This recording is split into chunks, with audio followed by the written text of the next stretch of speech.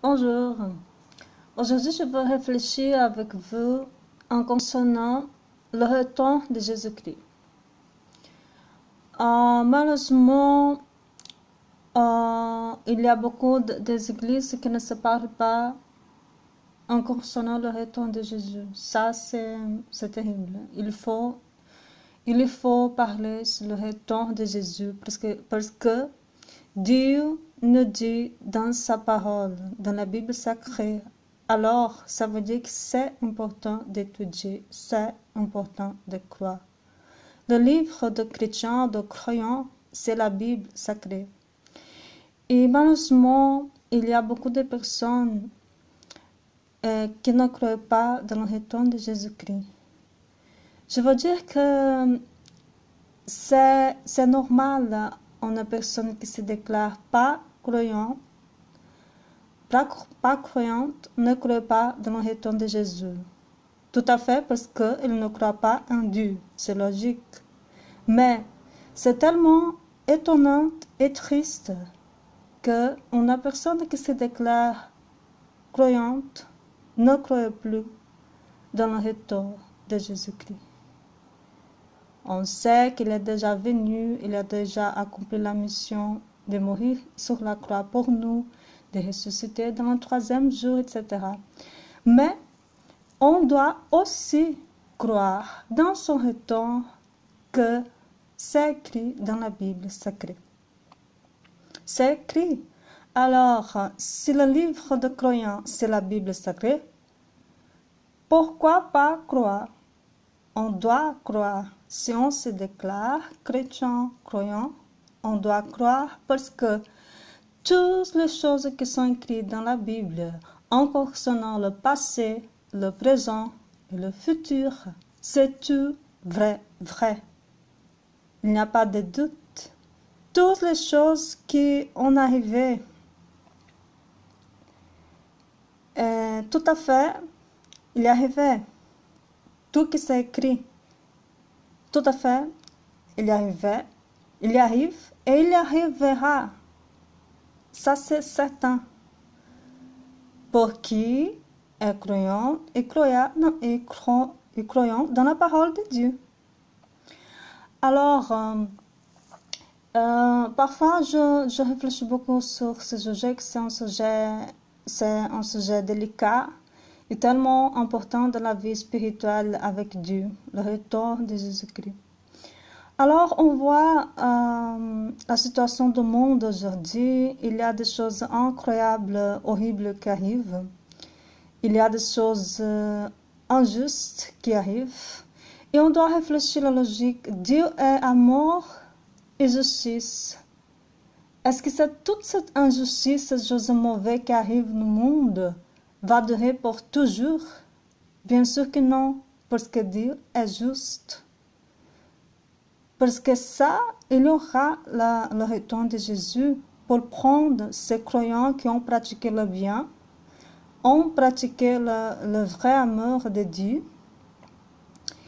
Et malheureusement, il y aura la grande affliction.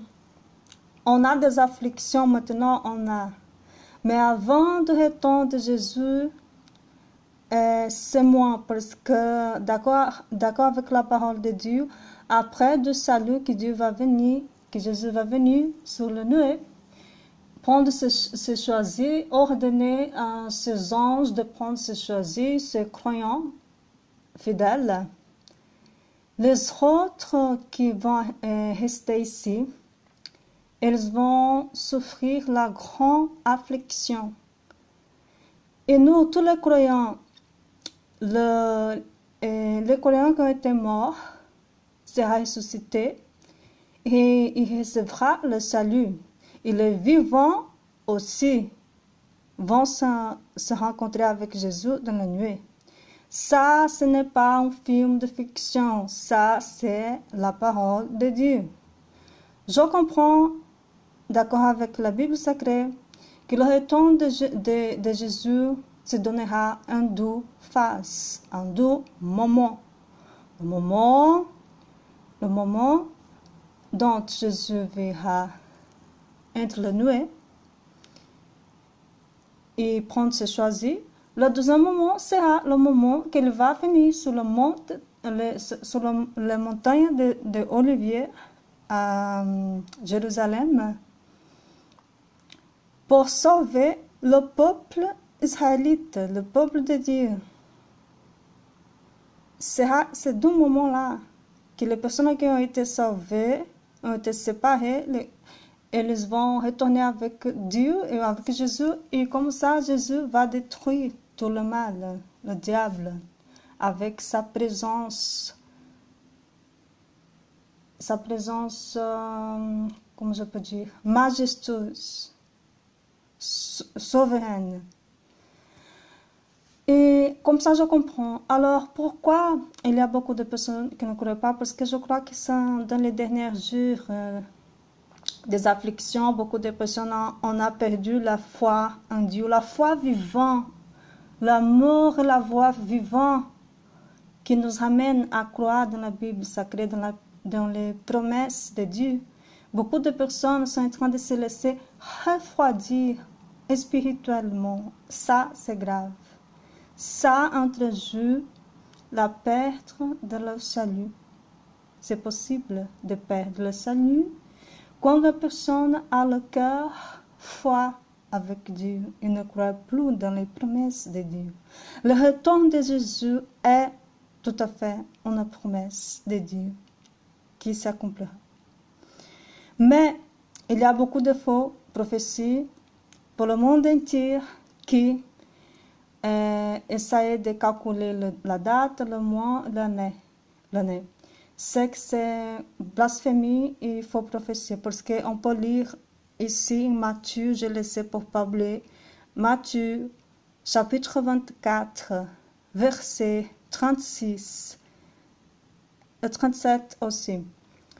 Qu'est-ce que c'est la vérité? En concernant quand Jésus va venir, quand sera son retour. On peut découvrir la vérité ici. Parce que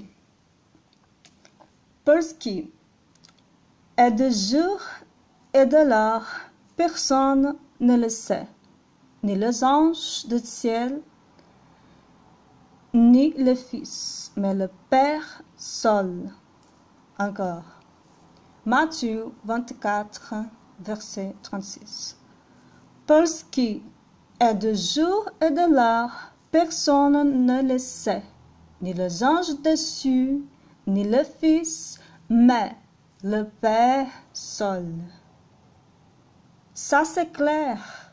Si quelqu'un essaie de tromper les autres avec de fausses prophéties en disant la date, ici on réfute, ici on trouve la vérité dans la Bible sacrée. Alors, le 37 aussi, c'est intéressant concernant le retour de Jésus. Ce qui arrive du temps de Noé, arrivera de même à l'avènement du Fils de l'homme. Exactement. Alors, sera un moment que la personne sera bien distraite, la vie normale, va se ressembler que le monde est un peu, et soudain, l'avènement du Fils de l'homme, l'avènement de Jésus-Christ. Alors, il faut se préparer. Parfois, je réfléchis, je reste réfléchi dans mon cœur et je pense pourquoi il y a des personnes avec le cœur aveugle spirituellement qui ne réussissent pas à croire. Parfois, je pense que peut-être c'est parce que la personne, peut-être, je ne sais pas, parce que seulement Dieu sait le cœur de chacun. C'est parce que la personne est avec